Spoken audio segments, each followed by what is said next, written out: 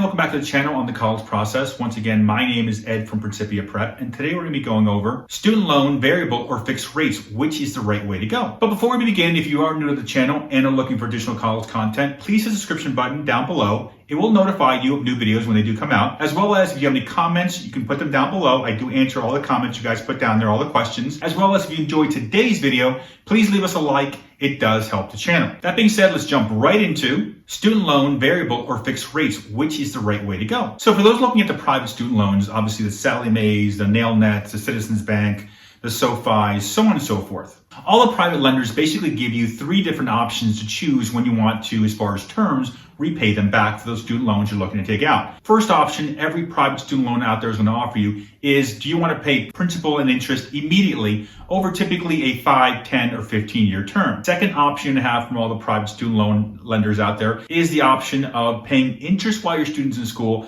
then tacking on the principal 6 months after they graduate, typically 10 and 15-year option repayments as far as terms go. And the third option that every lender out there offers you, whether it's private loans, state loans, or even federal loans, is the opportunity to pay back the loan 6 months after your student graduates. Now, obviously, the interest rate starting point for these different terms depend on how fast you're paying back the loan. So if you take a longer time frame to pay back the loan, your interest rate will be higher. If you start paying immediately, your interest rate will be the lowest rate available to you. And if you're not sure where to even start as far as shopping around for student loans, we do have the top 4 lenders as far as interest rates and terms on the private side in the description down below. So if you want to, just click down below in the description. We have the links. You can just click on the links, brings you right to the application for the top 4 best interest rates and terms private loan lenders out there now. That being said, in addition to the 3 different ways to pay back the lenders, you also are going to be offered within those different terms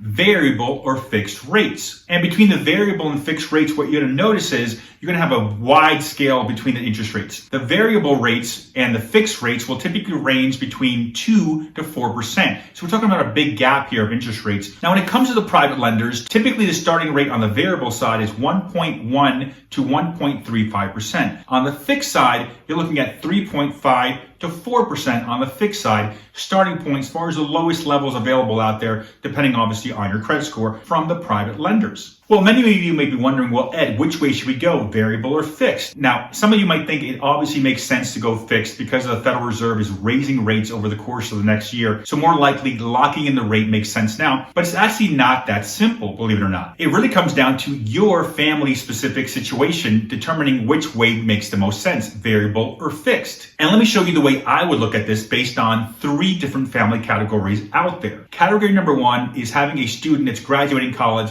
within the next year or 2. So within 2 years, they're graduating. Category number 2 is having a student that's graduating in 3 to 4 years. Category number 3 is having a family that has a student who's basically just starting off and is looking at a 5 to 6 year program. Something that adds a master's program or a CPA or physical therapy or dentistry or something of that sort. Starting with category number 1, the family has a student graduating in 2 years or less. I'm definitely looking at the variable rates as an option. But this is only the case if I'm getting the variable rate at 2.5 or below. Am I considering going variable rate for the student graduating within 2 years or less? The only thing that's basically pushing me off that 2.5 rate or below is if I can get a fixed rate at 4 or below. Then I'm going definitely with the fixed rate, locking in that 4%. Now, if the variable rate is obviously below the 2.5 and the fixed rate's above the 4, I'm going with the variable for this specific reason. College students can refi their debt after they graduate. And with such little time, 1 or 2 years left, I'd like to lock in that smaller rate, knowing that once they graduate, I'm more than likely going to refi the debt and lock in an interest rate typically somewhere between 3 to 4% on the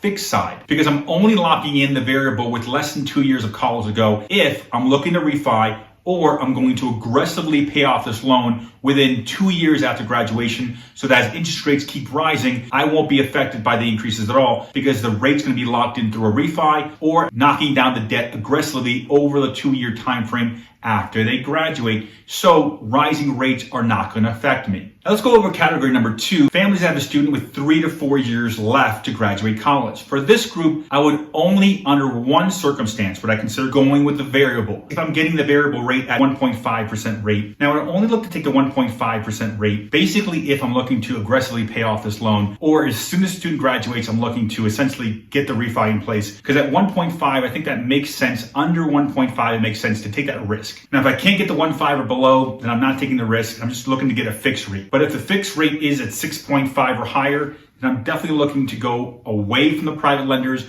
and go with a fixed rate from the state lenders, which is typically 3 to 6%. If I don't have a state loan available to me because the state that my student's going into or the state I reside in doesn't have a state loan, like the Pennsylvania loans, New Jersey class loans, the Vermont loans, so on and so forth, if that's not available, then I'm definitely looking to go with the Parent Plus loan with a fixed rate of 6.28%. And the last group, the third group with 5+ years of college left to go. For you guys, I'm kind of in the same boat when it comes to variable. I have to get a variable rate of somewhere in the 1.5% with the amount of time you have left. If I can't get that, or if I'm not able to pay down that loan aggressively on the variable side, I'm not going with any kind of variable numbers. I'm going strictly with the fixed numbers. If for whatever reason the private lenders can't give me a rate of 6.5 or below on the fixed side, I'm going right to the state lenders. If the state lender's not available, then I'm going right to the Parent Plus loan at the 6.28% fixed rate. And also, if the fixed rate is the same between the private lenders and the state lenders, then I'm definitely looking to go with the private lender over the state lender because of the fact that the state has an origination fee, most state loans of 3%, if not more. Now, if you are looking to go either private or state lender, I always tell parents all the time, you always want to make sure that when you're borrowing that loan, you're doing the student as the borrower and the parent as the cosigner.